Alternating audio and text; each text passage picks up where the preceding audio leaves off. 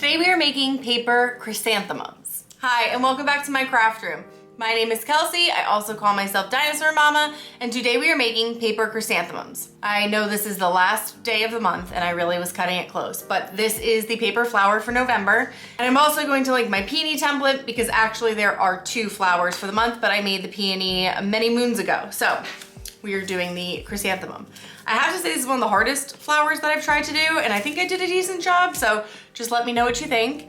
And I will have all of the materials and tools listed down below, as well as the free SVG over on my blog. Now, if you are a returning watcher, thank you so much. I appreciate it. I have redone my blog completely. It is new and it has much easier downloads now. So please head over there. Again, the links are down in the description. With all that being said, I'm not going to set this up in Cricut Design Space. This is a pull up, resize as you want. Just make sure you resize the whole file and then send it to your cutting machine.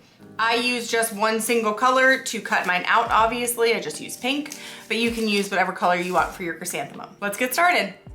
So the first thing that we're going to have to do is organize our petals. So you want them to be 2 biggest ones, then there are 2 ones that are a little bit smaller, 3 in that next layer, and then back to 2, 2, and then 1 for the very smallest. So for my foam mat, I'm just using a piece of sheet foam that you can use for like party shakers and stuff like that. And I use this to shape my petals. Now, because this flower is so curly, you kind of have to do each one individually. For the first layer, I'm going around and I'm pinching some towards me and then like 3 or 4 back, most of them towards me. And this is the only one that's going to be like this. It's not going to be crazy when it comes to pinching all of the layers, I promise. It's really only this layer. So we are going to then shape our petals. And I usually don't love to only have this as an option, but for this flower, because it's so curly, I really suggest having ball tools. And they come in a set usually, so you'll be able to have a bunch of different sizes. Mine are super cheap. They're from Temu. You can get the same set on Amazon. And so you'll see the ones that I have pinched, that I pinched towards me, I'm curling towards me as well. So if it's facing the other way, we are not going to curl it towards us. And I'm just using some light pressure on that foam mat and I am curling these. So on both sides and then kind of in the middle, so it gives it a little bit of a curve. So I'm going around on the ones that are facing me first, and then I'm gonna go flip this over and do it on the back side as well. And this flower really just was so hard for me to figure out. I think I did a good job, so please let me know if I did a good job on it. It's a tough flower. There's a lot of layers. The petal shape is hard to do. I did 4 prototypes before I got to this one, so I did test this a bunch of times. And now I'm taking the smaller side of my ball tool and kind of just right at the edge, folding it back. And this is, so we flipped it over, it's still flipped over. I'm just kind of curling that edge, the top of it, back a little bit. So we pinched it the opposite way, and now I'm folding it back. So you're gonna go around each petal and do that as well. And this is going to be, again, only for the first bottom layer, the biggest of the petals. There's 2 layers that are like this, but only one of them is going to be shaped this way. So this is our first layer here. And it just gives that like, kind of like the first layer, you know, it's like falling off almost. So that is what we have. We're gonna set that off to the side. And now we're going to do our second layer. So now we're starting again with just our pinching, but this is all in one direction. And again, because this flower is so curly, for the pinching, you can double up your layers, but for the rolling, you do have to do each one individually. Maybe you can figure it out, but I found it very difficult to do when it came to rolling my flowers if I had them grouped up. Now I flipped this over and I'm doing that same kind of rub at the end with the small side of my ball tool so that the top of my petals are falling backwards a little bit. So it's still pinched, and then on the opposite side of the pinch, so away from the curl, you have this curve back.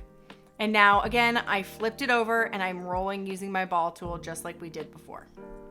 Wouldn't it be amazing if we could work this fast when we're making our paper flowers? It would be so great. We would save so much time. So here is our second layer. So you see it's kind of curved out at the top, but curved up in the inside. So now we are going to do our next 2 layers, and these are going to be pretty much the same as this last layer that we just did. So I went ahead and I pinched them all. And then while they're still grouped, I went ahead and did that where I flipped it over and rolled the ball tool at the top, right where it was pinched. And now I'm going through each one individually and just adding in that curl with the end of the ball tool towards the center. And I'm going to place these off to the side as well. And I'm still keeping my layers in order, organized as best as I can. All right, for our next set of layers, I am going to, again, group these and then pinch them, but we're not going to turn them over and give it that little curl up at the top. I'm just gonna leave these just pinched. So I'm gonna pinch them all, and then I am going to use the ball tool to roll it up. So very similar, just missing that one step. All right, we're getting towards the center. So we are not going to pinch this one. These are a little more rounded and shorter. I'm gonna use a smaller set of ball tools here, and I'm just curling towards the center. That's all I'm doing. So no pinching, no turning over. We're trying to get these pretty round towards the center. So I'm just going to use my ball tool and move it in with a decent amount of pressure so I really get that nice curve. And here is what you want your center to look like. All right, we are moving on to our last layers. So for these, I'm going to use a bone tool, and I do have two grouped together, and I'm just curving them along the edge here to give it a nice round shape with that bone tool. So we're gonna do that for both layers, not both, all three layers.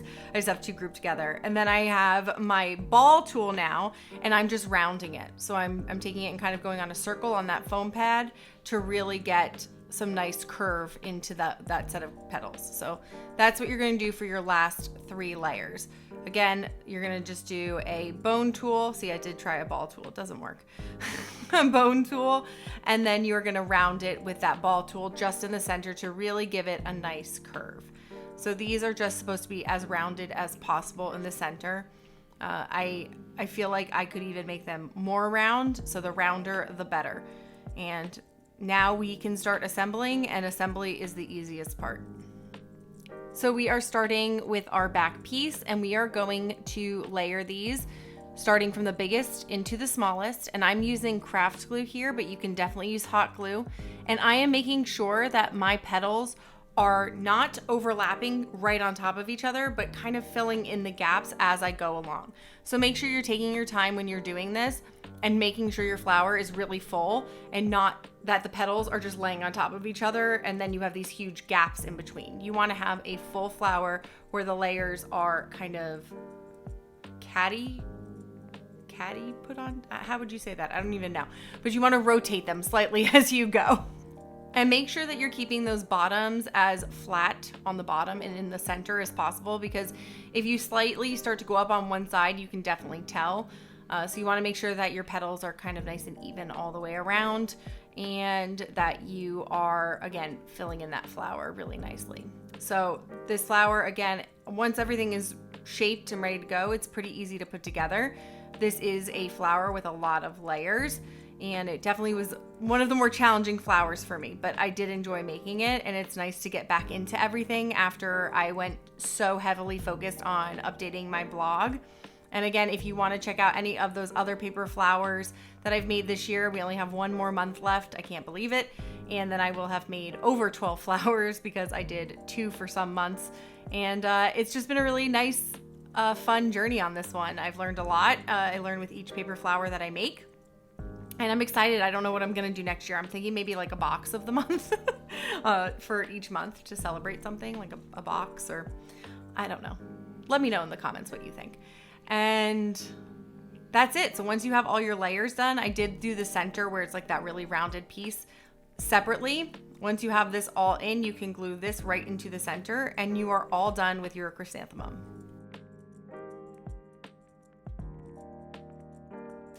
Thank you so much for joining me as we made our paper chrysanthemum.